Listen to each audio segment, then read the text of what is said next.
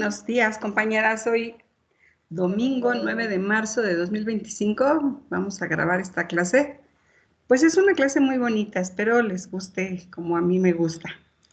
Es técnicas de sanación cuántica, o sea, vamos a enfocarnos a lo que la meditación, a su relación con la meditación y la biodescodificación. Vamos a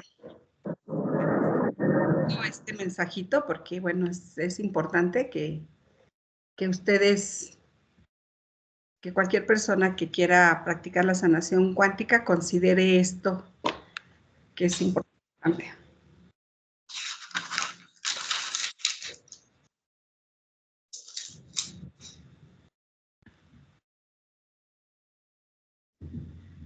Entonces ahora vamos a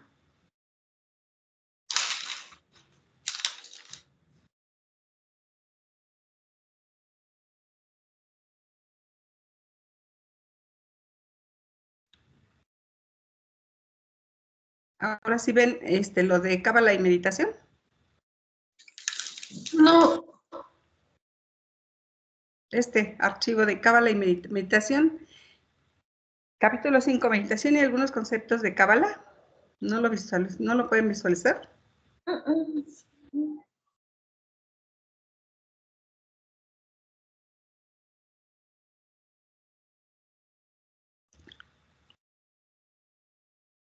Ahora sí, ya. ¿Ya lo ven? Sí, ok. Bueno, vamos a hablar de algo que es muy importante en esta sanación, que es la meditación.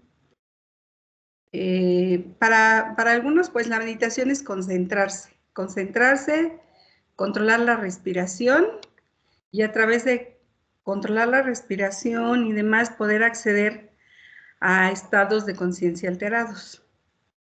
Entonces, la cábala en particular, nos enseña que a través de la meditación podemos acceder a un conocimiento que no es de este mundo. Yo sé que hay muchas formas de meditar. A mí una de las meditaciones que más me ha funcionado es la meditación cabalística. La meditación cabalística son 3 momentos en la meditación porque entra al cerebro, corazón e hígado. El cerebro es eléctrico, el corazón magnético y el hígado gravedad. Es una manera de bajar este conocimiento y de bajar los mensajes y la energía de mundos superiores. Entonces, acá yo puse una cita de Jacobo Grinberg que habla acerca de que todas las técnicas de desarrollo de la conciencia, tales como la meditación y prácticas psicoterapéuticas, tienen como objetivo el incrementar la capacidad de neuroalgoritmización del cerebro, elevando con ello la sinergia del campo neuronal. Una elevación de la sinergia del campo neuronal implica una expansión de la conciencia y una incorporación a la conciencia humana de un mayor número de bandas sinérgicas. Esta incorporación es un acercamiento de la conciencia individual a la conciencia de unidad. Esto pues suena como muy complejo de entender, ¿no? Pero en realidad lo único que nos quiere decir Jacobo Grinberg es que nosotros al meditar nos estamos conectando no solamente con nosotros mismos, sino también con la inteligencia universal, con la conciencia universal. Y eso es a lo que se refiere Jacobo Grinberg con esta cita que tomo de él. Entonces, cuando nosotros estamos meditando, estamos elevando nuestra posibilidad de acceder a través del campo neuronal de la conciencia humana a una conciencia universal. Por eso estamos hablando de conciencia universal, de conciencia de unidad.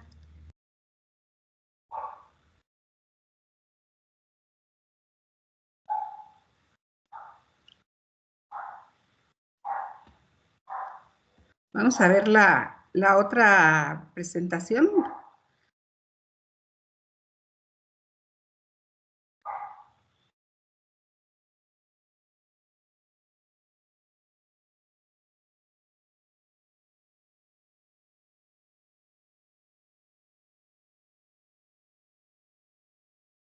¿Sí ven la nueva presentación?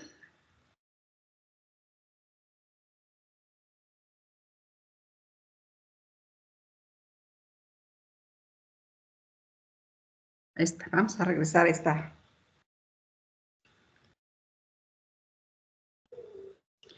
Entonces, vamos a ver, por ejemplo, aquí, para hacer una conexión entre sanador y consultante, la sanación cuántica recurre a la meditación, por eso es importante la meditación. En la sanación cuántica, la meditación cabalística es muy efectiva. Muy efectiva, ¿por qué? Porque primero estamos movilizando la energía de las letras hebreas, como ya lo vimos en una clase pasada. Nosotros podemos movilizar la energía de las letras hebreas para mandar esa energía a diferentes partes del cuerpo, según se necesite. Y entonces, a través de la meditación en que nos concentramos no solamente en la meditación, en las letras hebreas, sino también en hacer una conexión con el consultante, podemos acceder a estados alterados de conciencia que nos permiten lograr lograr y desarrollar algunas habilidades como la clarividencia, la clariaudiencia y la clarisintencia. ¿En qué consiste la clarividencia? La clarividencia consiste en comprender y discernir cosas con claridad y ver imágenes que no se pueden ver a simple vista. Esto sí es importante porque de verdad que cuando yo hago sanación, a veces puedo ver cosas relacionadas con la vida de la persona o incluso cuando a veces traen energías muy, muy negativas, por ejemplo, a veces traen energías y son posibles de ver esas energías. Por otro lado está la clariaudiencia, que permite percibir sonidos que no están al alcance de la audición normal. Es decir, puedo escuchar como alguien que me dice qué es lo que puedo hacer y no debería de hacer. Por ejemplo, a veces estoy trabajando con el estómago y alguien me dice, checa cabeza, o esta idea también de hacer conexiones entre órganos me vino a través de la clariaudiencia, de que no nada más teníamos que trabajar un solo órgano, sino que a veces ese órgano, por ejemplo, a veces hay órganos que están como desconectados de toda la demás energía. Entonces, son órganos que están trabajando poco, pero no porque no tengan energía ellos, sino porque están desconectados del resto de los órganos. Entonces, a veces es lo que tenemos que hacer, conexiones entre el órgano que está afectado y los demás órganos como los principales, por ejemplo, estómago con corazón, con pulmones, con cerebro, o hacer la simple conexión corazón-cerebro. A veces las personas están, están desconectadas entre sus emociones y lo que piensan, ¿no? Entonces, por un lado piensan una cosa y por otro lado están deseando otra cosa. Pareciera como que esto no pudiera ser, pero les aseguro que a veces las personas dicen quiero sanar, pero muy en el fondo, inconscientemente, no desean sanar. ¿Por qué? Porque tienen algún beneficio secundario de esa enfermedad. Puede ser una madre que es la única manera en que la vayan a visitar los hijos y entonces prefieren estar enfermas aunque su mente les diga quiero sanar, pero emocionalmente ellas prefieren seguir enfermas. Entonces, trabajar y hacer una conexión entre corazón y cerebro ayuda mucho para que la persona se ponga en coherencia. Esta coherencia emocional entre cerebro y corazón permite que haya mayor fluidez en la energía y haya mayor claridad en la persona para que realmente quiera sanar. Porque a veces no somos capaces de decirle a las personas que queremos que necesitamos más atención de ellos y se hace a través de una enfermedad. Entonces, a veces lo que tenemos que aprender es a decirle a la gente, quiero que estés conmigo, más que enfermarse, ¿no? Y por ello, les digo que esto es muy importante porque, bueno, a mí esta idea de hacer conexiones entre un órgano y otro fue una idea que me fue explicada a través de una clariaudiencia, que me iban diciendo qué hacer. Entonces, entre otras habilidades, también podemos desarrollar la clarisintencia. Esto de sentir, o sea, si nosotros sentimos, pues se está relacionado obviamente con la vista, porque es un sentido, con el oído, que es también otro sentido, pero cuando estamos hablando un poquito más amplio de la clarisintencia, estamos hablando de no solo ver y oír, sino también de sentir lo que está sintiendo la persona.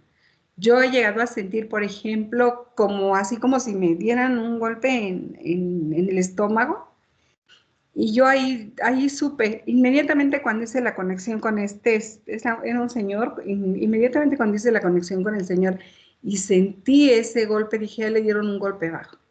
Después que comenté y demás, me dijeron que sí, que esta persona se sintió traicionada por una persona muy, muy cercana, por un hermano. Entonces, el hecho de poder conectar con la persona vamos a poder sentir cosas que la persona siente. Una de las cosas que yo muchas veces siento es el asco. Toco estómago y empiezo a sentir asco cuando la persona tiene problemas de vómito, que ha estado vomitando, necesita vomitar. O también puedo tocar hígado y también la persona puede tener un asco, pero ahí está relacionado más con el hígado que con el estómago. De todas maneras tiene que ver con el sistema digestivo, pero el daño está más en el hígado que en el estómago. Incluso trabajé con una persona que también tenía mucho asco y ella me dijo, yo he tenido varios días con vómito, estaba viendo al doctor y demás y él seguía con vómito. Cuando conecté con él, luego revisé estómago, nada, revisé hígado, nada, y fue cuando revisé vaso que me di cuenta de que esta persona estaba teniendo problemas de vaso. Trabajé vaso, él me dijo, es que el médico me dijo esto, le dije, pues realmente yo no soy médico, no sé qué te pudo haber dicho el médico, pero es el vaso el que tenías mal. Y posteriormente me confirmó que sí tuvo una sanación a partir de lo que hice con su vaso. Entonces, esta parte de la clarisintencia, yo la he vinculado con la biodescodificación. ¿Por qué lo he vinculado con la biodescodificación? Porque la biodescodificación lo que relaciona es precisamente las emociones con los órganos. Entonces, haz de cuenta, por ejemplo, un problema de estómago puede ser algo que la persona no está digiriendo. Entonces, ya la clase pasada comentaba Ana María, ¿no? Cosas como no trago a fulanito, o incluso hay expresiones como estas que se oyen a lo mejor muy vulgar, pero definitivamente mucha gente lo dice, me caga que esta persona haga tal y tal cosa. Entonces, ahí vamos a tener, dependiendo del lenguaje y demás, de lo que está viviendo la persona, vamos a tener determinados síntomas. Y por ello yo me apego mucho a la biodescodificación, porque la biodescodificación me da mucha idea de cuál es el sufrimiento de la persona más allá del dolor, porque puede haber un dolor físico, que es un tipo de sufrimiento, pero puede haber un sufrimiento emocional que está ahí presente, ¿no? Entonces, muchas veces cuando nosotros tenemos un enfermo en la familia, nos preocupamos mucho por el dolor físico, pero el dolor emocional es muchísimo más fuerte y muy, muy importante. Entonces, por eso aquí les quise hacer una breve explicación de qué es la biodescodificación que es un enfoque terapéutico que fue impulsado por el doctor Rick Hammer. Él tuvo un problema muy, muy fuerte porque le dispararon a su hijo. Estando en una reunión, le disparan a su hijo y después de estar varios días enfermo, hospitalizado, el joven, finalmente muere. Entonces su esposa, la esposa de Rick Hammer, desarrolla un cáncer, un tipo de cáncer, y Hammer desarrolla otro tipo de cáncer. Por eso le llama a esta situación de estrés, porque dice él, vivimos un estrés o bioshock, y ese estrés o bioshock, él lo nombra como el síndrome de Dirk Hammer. Dirk, porque era así se llamaba su hijo.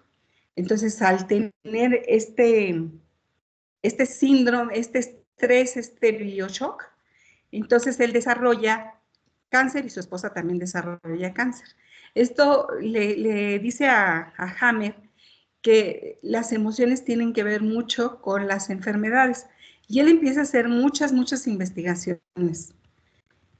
Él, al ser médico y estar en un hospital, se puede dar cuenta puede hacer determinados estudios y puede llevar todo un registro de lo que le van diciendo estos estudios. Entonces, el bioshock o el momento de estrés se caracteriza por ser un evento que sucede de manera repentina, inesperada, es desagradable y se vive en soledad. Muchas veces podemos estar acompañados de muchas personas, obviamente. No quiere decir que esté yo solita aquí, tengo que estar yo solita para que yo tenga un bioshock, no, sino que yo no puedo conectar con las otras personas en ese momento. Entonces, muchas veces podemos estar en un grupo de personas en una situación así desagradable, que ocurre de manera repentina, ¿no? Totalmente inesperada, pero le afecta más a una persona que a otra, o a una le afecta y a otra no. ¿Por qué? Porque de alguna manera a mí me recuerda o me evoca diferentes cosas que a la otra persona. Entonces, eso es un bioshock. Y la biodescodificación, lo que hacemos a través de preguntarle a una persona acerca de qué fue lo que le pasó, qué fue lo que ocurrió inmediatamente antes del problema, lo que estamos haciendo es traer el bioshock a la memoria para hacerlo consciente y neutralizarlo. Es decir, cuando nosotros tomamos conciencia de qué es lo que nos está afectando, estamos favoreciendo mucho la sanación del órgano que está dañado y de nosotros mismos, ¿no? Este Hammer desarrolla 4 leyes biológicas. Después hay una quinta, pero fundamentalmente van a oír hablar de las 4 leyes biológicas de Hammer. Y la primera ley biológica es la ley férrea del cáncer. La segunda ley biológica es la ley de las 2 fases de todas las enfermedades. Y la tercera es el sistema ontogénico de tumores y enfermedades equivalentes al cáncer. ¿Por qué equivalentes al cáncer? Porque, bueno, él se enfoca mucho en el cáncer debido a de cómo surge esta idea a través de que él y su esposa desarrollan cáncer, ¿no? Son cánceres diferentes, uno desarrollado con el hecho de ser padre y el otro desarrollado con el hecho de ser madre. Y acá, por ejemplo, está la cuarta ley, que es el sistema ontogénico de los microbios y de las enfermedades. Ahorita vamos a explicar cada una de ellas, no se preocupen, vamos a explicar un poquito cada una de ellas. Y la quinta, que le digo, de alguna manera viene siendo como una derivación de las primeras 4, es el programa biológico de supervivencia. La ley férrea del cáncer, que es la ley 1, o la primera, dice que un síntoma es una manifestación de un shock llamado conflicto biológico que la persona ha vivido momentos antes de dicha manifestación. Nosotros generalmente preguntamos, ¿qué fue lo que te pasó antes de que empezaras a sentirte mal? Puede ser a veces unas horas, a veces puede ser un momento exacto en que se empezó a sentir unos minutos antes de que se empezara a sentir mal, o puede ser 1 o 2 días, ¿no? O sea, tenemos que ver alrededor de ese momento qué es lo que estuvo pasando. Entonces, un shock es el momento cuando la persona tiene una fuerte disociación o confrontación con la realidad y queda registrado en su cuerpo inconsciente. Entonces, Si de repente te llevas un susto, por ejemplo, vamos a suponer algo muy sencillo. Estás en la calle, eres madre o padre, estás en la calle, tienes a tu hijo a un lado y de pronto te distraes, tu hijo se te pierde por unos momentos y en ese momento entras en un estrés profundo, ¿no? Puede ser que de inmediato te regresen a tu hijo, pero puede ser que estés, no sé, unos minutos o más tiempo con esa, con esa incertidumbre de dónde está tu hijo, si alguien te lo quitó o demás, y entonces ese momento, ese shock, esa disociación de la realidad es la que queda registrada en el cuerpo. Puede ser muy, muy grave, por ejemplo, en el caso de cuando una madre tiene una pérdida, la pérdida de un hijo, cuando su hijo tiene un accidente, cuando su hijo está enfermo, porque también cuando le dicen es que tu hijo tiene tal y cual enfermedad, ese es un momento también de shock que puede quedar impreso en el cuerpo y en el inconsciente, ¿no? Los criterios para definir el bioshock. Se vive en soledad, esto que ya les explicaba, o sea, siente uno que está completamente sola, aunque haya más personas a su alrededor, es esa sensación, es dramático y no se le encuentra solución en el tiempo. Entonces, pareciera ser que no se puede solucionar rápidamente, ¿no? Y eso afecta mucho. Y se da a 3 niveles, o sea, trastoca el cerebro, trastoca la psique y trastoca un órgano. Son 3 niveles. Puede ser que sea un órgano o pueden ser 2 o más órganos. Otro de los criterios es que él o los contenidos del conflicto, o sea, lo que está pasando, el evento que está sucediendo, determina el síntoma o enfermedad derivada y su localización en el cerebro. Por ejemplo, si yo me preocupo demasiado por un hijo, yo siendo, o sea, siendo papá, padre o madre, si yo me preocupo demasiado por un hijo, puedo desarrollar un problema en las mamas. Incluso los hombres que no tienen glándulas mamarias como tales, también pueden desarrollar cáncer de seno al tener un conflicto o una situación demasiado complicada con el hijo. Si es un problema, les decía, un problema de problemático donde yo no digiero, puede ser el estómago, puede ser el intestinos. Si es de mucha ira, mucho coraje, pues obviamente nos va a afectar el hígado. Pero también tiene que ver a veces con el no querer oír. Si es algo que yo no quiero oír, me va a afectar el oído. Si es algo que yo no quiero ver o me niego a ver, me va a afectar la vista. O sea, siempre va a estar asociado con la función del órgano. Por eso se le llama bioshock, porque tiene que ver con la función biológica del órgano. De hecho, les comentaba yo, por ejemplo, del vaso. ¿Por qué una persona se puede enfermar o puede tener vómito o asco cuando se afecta al vaso? El vaso como tal, una de sus funciones es limpiar la sangre que llega al corazón. Entonces, si una persona tiene una transfusión sanguínea, puede estar preocupado por el tipo de sangre que le de la transfusión, por la calidad de la sangre de la transfusión, y por eso se puede dañar el vaso. Pero no necesariamente tiene que ser él a quien le hicieron la transfusión, sino que puede ser a cualquier parte de su familia. Porque nosotros tenemos común decir que es mi sangre. O sea, si yo tengo una hermana, yo digo, es mi sangre. Si es mi hijo, también decimos, es que es mi sangre. Mi madre o la gente de la familia lo asociamos con mi sangre. Y ahí por eso puede dañarse el vaso cuando hay una transfusión sanguínea.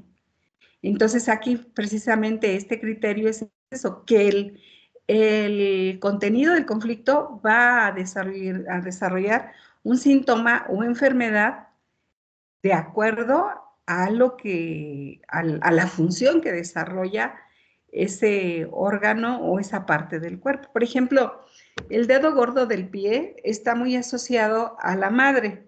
¿Por qué a la madre? Porque si se fijan, para poder hacer dar un paso, apoyamos directamente en el dedo gordo. Y precisamente nosotros en la primera infancia nos apoyamos mucho en la madre. Cuando aprendemos a caminar, fundamentalmente es en una relación con la madre. Entonces, por ejemplo, aquí también habla algunos ejemplos como es la pérdida de territorio y la preocupación por el nido. Cuando hablamos de pérdida del territorio, puede ser cuando estamos sufriendo porque alguien muera en nuestro clan, o también la pérdida de territorio está vinculado con todo lo que consideramos nuestro. Por ejemplo, nuestra casa, nuestra familia, nuestra pareja, nuestro trabajo. Entonces, algunas personas van a desarrollar una enfermedad o un síntoma a partir de que pierden el trabajo, o a partir de que pierden una casa o algo que consideran un patrimonio personal. También puede ser preocupación por el nido. Aquí, en la preocupación por el nido, podemos pensar en problemas de corazón que están asociados también a no poder proteger a nuestros hijos o a nuestros seres queridos. El tercer, y aquí es importante decir que nuestro inconsciente no distingue entre real o virtual y simbólico. O simbólico, es decir, por ejemplo, yo les decía del vaso. Si a mí me hacen una transfusión sanguínea, pudiera ser, y esto tiene que quedar muy claro, pudiera ser una afectación al vaso. ¿Por qué? Porque me están haciendo una transfusión sanguínea y no confío en la pureza de esa sangre, en que esa sangre sea la adecuada para mí. Pero también puede ser que le hagan una transfusión a alguien de mi familia y entonces ahí yo también me estoy preocupando y entonces el inconsciente no va a distinguir entre si es a mí o si es a otra persona, sino simplemente el hecho de saber yo que algo está afectando a la sangre, puedo tener una cierta enfermedad. Es más, si yo veo o tengo una relación muy fuerte con mi perro, con un perrito, y yo lo estoy viviendo a él como un hijo, cuando yo tenga una pérdida de ese perrito me va a afectar. ¿Por qué? Porque yo lo estoy viendo como alguien de mi familia, como alguien muy cercano a mí. Entonces, por eso aquí se habla que no se distingue entre real y simbólico. Simplemente es a lo que nosotros le damos fuerza, a lo que nosotros es importante, y si nosotros vemos un daño en eso, nosotros podemos estar afectando una parte del cuerpo, algún órgano y a su correspondiente parte en el cerebro. Y tercero, el tercer criterio de un bioshock, que es el desarrollo del conflicto, determina el desarrollo exacto del foco de Hammer. Cuando hablamos de foco de Hammer, estamos hablando de una manchita que se desarrolla en el cerebro. Dice Hammer que se hacen como unas, como unas bandas concéntricas en el cerebro. Y esto lo dice Hammer porque él estuvo haciendo tomografías de sus pacientes. Es decir, cuando él se dio cuenta de que había esta relación entre cerebro, psique y órgano, estuvo llevando a cabo varias tomografías, estaba sacando tomografías y tomografías para ver qué parte del cerebro se afectaba, qué parte de la psique se afectaba. Bueno, la psique no se ve con una tomografía, obviamente, sino es la parte emocional que es difícil de ver, pero sí hacía esta relación entre cerebro y parte del cuerpo, o sea, el órgano o la función que estaba afectando. Entonces, este desarrollo del conflicto determina el desarrollo exacto del foco de Hammer, en qué parte del cerebro se va a desarrollar ese foco, y nos dice que la lateralidad es importante, es decir, habemos personas que somos diestras, hay personas que somos zurdas, ¿no? Entonces, si somos diestras, nos va a afectar de una parte del cerebro. Si somos zurdas, va a afectar de otra parte del cerebro. Esto lo vio Hammer en sus estudios, que la lateralidad es importante. Posteriormente, o la segunda ley de Hammer es que hay dos fases de la enfermedad. Entonces hay dos fases que son muy importantes, que es una fase activa. Hagan de cuenta, por ejemplo, este diagrama pareciera ser como muy complejo, pero hagan de cuenta que esta parte es donde yo estoy viviendo mi vida tranquila. En la tarde trabajo, en el día trabajo, en la noche duermo y así voy, ¿no? Día a día. Viene aquí un bioshock, una situación que me desconcierta, que me afecta, y entonces aquí hay una evolución del conflicto. Entonces vamos a suponer, tengo a mi familiar en el hospital, entonces mi conflicto está activo. Lo que va a pasar es que todo el día estoy pensando, todo el día estoy trabajando y poco puedo dormir, empieza el insomnio, estoy en una situación muy difícil. Después que el conflicto se arregla, operan al hijo, o ya está bien, ya lo tengo en casa y demás, empieza ya la segunda fase de la enfermedad. Y en ese momento nosotros empezamos a sentirnos cansados, empezamos a dormir más, empezamos a tener cansancio, y entonces como tenemos cansancio, no queremos trabajar ni demás, y lo que queremos es restaurarnos. Entonces a esta segunda fase le llama posconflictólisis, o sea, ya pasamos de una fase activa a una fase ya de sanación, en la que estamos sanando. Y finalmente llegamos otra vez a una normalización de nuestra vida. Pero estas dos fases son las muy importantes, porque muchas veces cuando tenemos un conflicto activo, pues muchas veces las personas van con un médico, van con otro, bueno, ya no saben ni qué hacer buscando una sanación, pero lo que está pasando es que el conflicto sigue activo, ¿no? Entonces, por eso la persona no puede sanar, porque el conflicto está activo. Vamos a poner un ejemplo de conflicto activo, que puede prolongarse en el tiempo. Un marido que está constantemente golpeando a una mujer. Entonces ahí tenemos un conflicto activo, o sea, la mujer puede desarrollar una cierta enfermedad, por ejemplo, puede desarrollar un cáncer de intestinos, y, y bueno, puede tener diferentes alternativas, puede buscar diferentes alternativas para sanar y demás, pero sigue viviendo allí, sigue ahí con un conflicto activo. Entonces es muy complicado, es muy difícil que una persona cuando tiene un conflicto activo sane. Nosotros sabemos que hay enfermedades como el cáncer que son muy difíciles de sanar todavía, y hay otro tipo de enfermedades que aparentemente no son tan graves, o sea, digamos, un dolor de estómago. Pero si el conflicto está activo, si yo estoy viviendo con mi depredador, con la persona que me está fastidiando día a día, que está como un cuchito de madera fastidiándome, molestándome, pues yo tengo un conflicto activo. Entonces puedo tomar 1000 pastillas y la enfermedad va a seguir.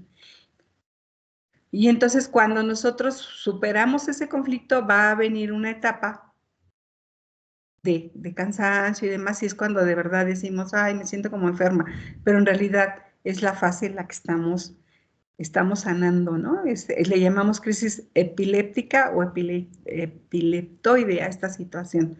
Le llamamos, no, bueno, le llamaron los estudiosos de la biodescodificación. Por otro lado, hay un carácter ontogénico de las enfermedades, la tercera ley biológica de la nueva medicina germánica, y es germánica porque Hammer es un alemán, es un doctor alemán, y hace una correlación biológica entre psique, cerebro y órgano desde el punto de vista evolutivo. O sea, el cerebro tiene 3 capas, es un endodermo, que es la etapa que se desarrolla todavía cuando cuando empezamos a evolucionar, incluso como reptiles y demás. Y después viene una etapa, una capa de mesodermo, que ya es en una etapa de evolución más adelantada para llegar a ser hombre. Y finalmente está el ectodermo, que es cuando ya tenemos las habilidades humanas como las conocemos actualmente. Es decir, el ectodermo está vinculado con esa parte que hacemos más social, con el habla, con el lenguaje, tiene que ver con las relaciones sociales que nosotros establecemos, incluso tiene que ver con el caminar como humanos, porque es cierto que en la evolución biológica, se pasaron por diferentes etapas y para que camináramos realmente como humanos, pues esa fue en una última etapa del desarrollo como humanos.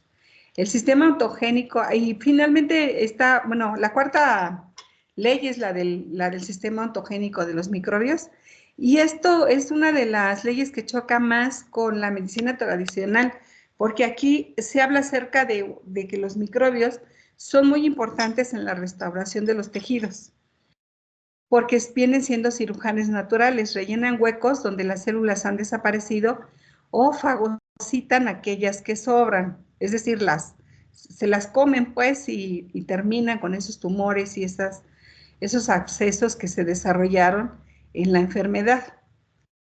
Y aquí se le da una inteligencia porque dice que saben exactamente dónde y cuándo actuar en función de lo que se requiera, ¿no?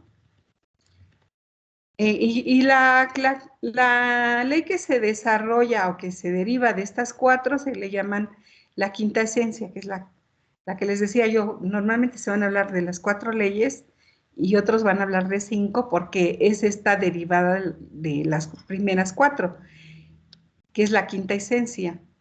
Cada llamada enfermedad tiene que ser entendida como un programa biológico significativo de la naturaleza creada para resolver un conflicto biológico inesperado.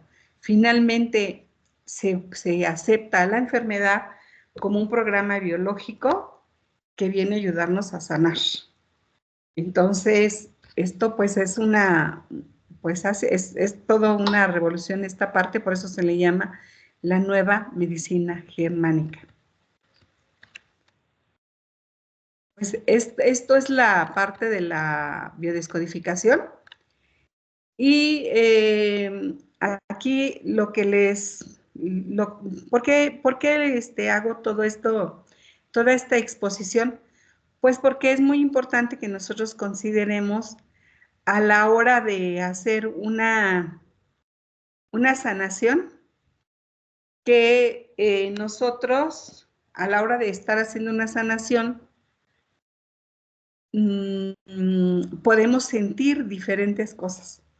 Por ejemplo, si yo estoy haciendo una sanación y empiezo a tener fluidez nasal, no solamente estoy dándome cuenta de que la persona tiene gripa, sino también me estoy dando cuenta de que la persona está pasando por una situación triste en la que ella desea llorar y no se atreve a llorar. Muchas veces reprimimos la emoción que estamos viviendo y nos trae consecuencias. Por ejemplo, esta que les comento, la gripe. Resulta que estamos en esta situación de tristeza y demás y no nos damos chance de llorar. Nos va a venir una fluidez nasal porque las lágrimas van a salir por donde tengan que salir, sea por los ojos, sea por la nariz, pero van a salir, va a salir. Esa tristeza se va a manifestar de alguna manera.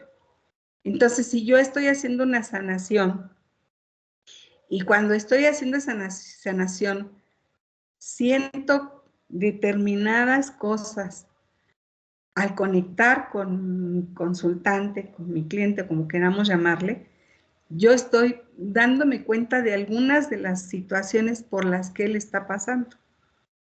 Y esto a mí me ha sido muy, muy interesante y me ha servido de mucha ayuda a saber cosas de la biodescodificación. Por ejemplo, los riñones. Los riñones tienen que ver con la liquidez, con los líquidos, con el agua que hay en el cuerpo. Y inconscientemente está relacionado con la liquidez, es decir, con el dinero que tenemos o que llevamos en nuestra vida. Es decir, si nosotros nos preocupamos demasiado por el dinero y demasiado por la liquidez de nuestra economía, puede afectar un riñón. Puede, o sea, quiero que quede muy claro. Porque si un riñón está afectado, yo puedo saber, sí, yo puedo saber que esa persona tiene conflictos con el dinero.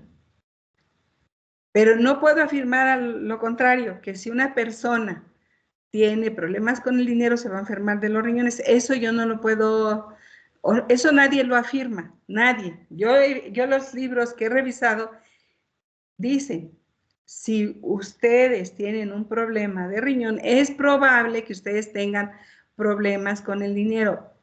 Puede ser real o simbólico. ¿Por qué real? Porque efectivamente mi cartera puede estar vacía y mi cuenta de banco puede estar vacía y yo estoy preocupada por el dinero, entonces me afecta un riñón o los dos. O puede ser simbólico, porque yo puedo tener mucho dinero, pero yo me puedo sentir pobre. Hay gente que puede tener dinero en el banco, pero lo está cuidando. No lo quiere gastar, no lo quiere usar.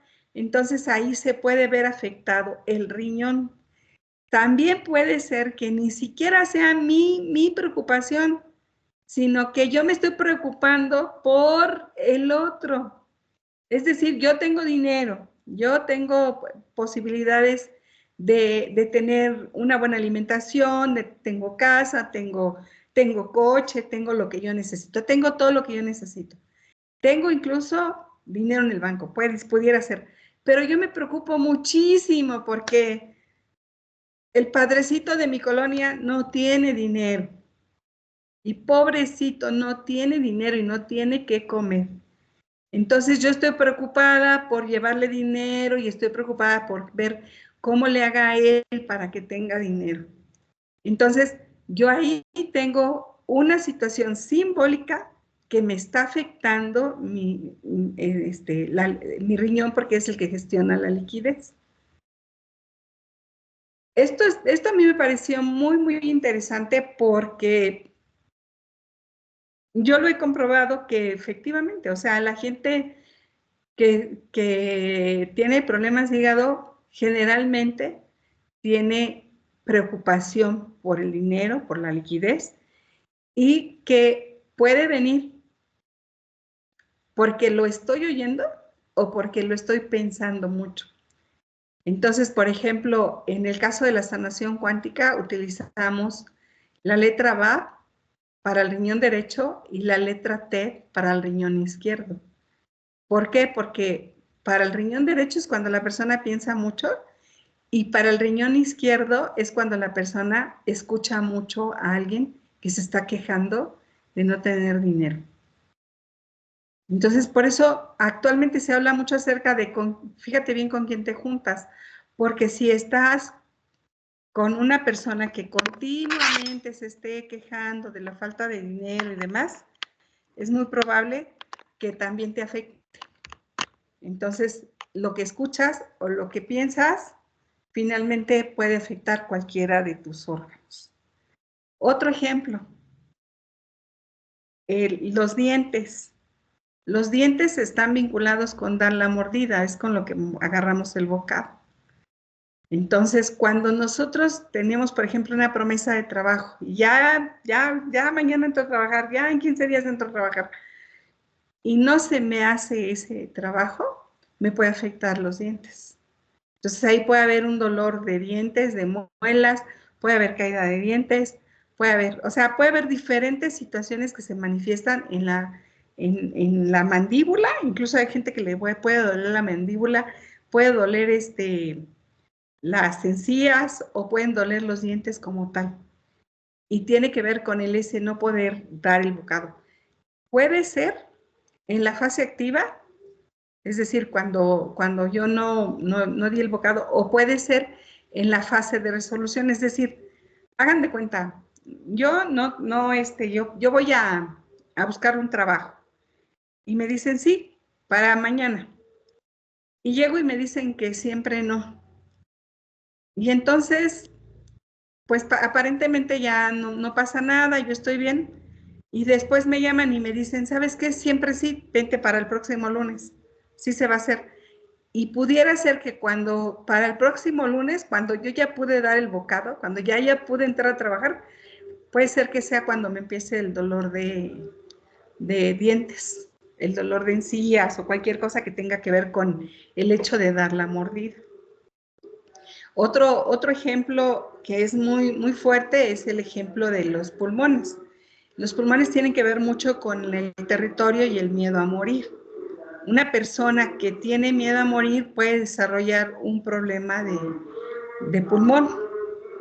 Entonces allí muchas veces entre más confianza tenga la gente de que esa enfermedad no lo va a matar ni a él ni a su familia, es más fácil que pueda sanar de cualquier enfermedad de pulmón o cualquier otra enfermedad que se presente. En términos generales, eso es lo que tenemos que tener consciente de biodescodificación, o más bien, lo que yo les diría es que lo que tenemos que hacer como una búsqueda en los diccionarios de biodescodificación, ahora hay muchísimos diccionarios de biodescodificación. Están algunas personas que han trabajado mucho la biodescodificación, como está Fernando Sánchez, que trabaja la biodesprogramación, él le dio ese nombre. Está Ángeles Walder, que también trabaja la biodescodificación. Y hay otras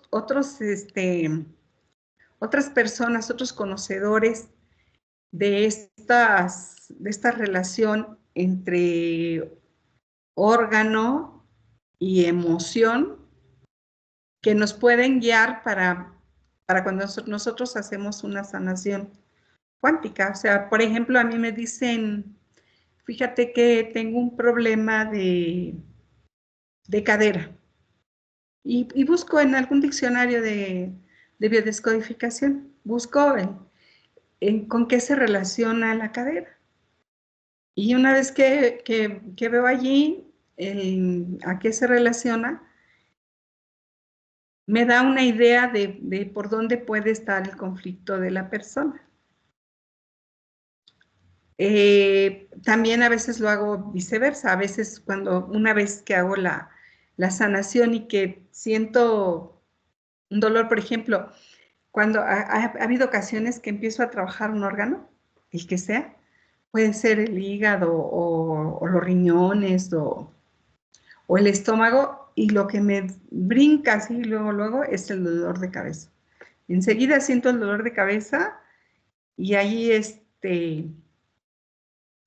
obviamente también sano dolor de cabeza y demás con la persona, y me doy cuenta que hay una desvalorización fuerte, algún miedo que tenía la persona de no poder lograr algo. Eso es el dolor de cabeza. Hagan de cuenta que cuando uno duda si podré o no hacer algo, intelectualmente hablando, y cuando uno lo logra,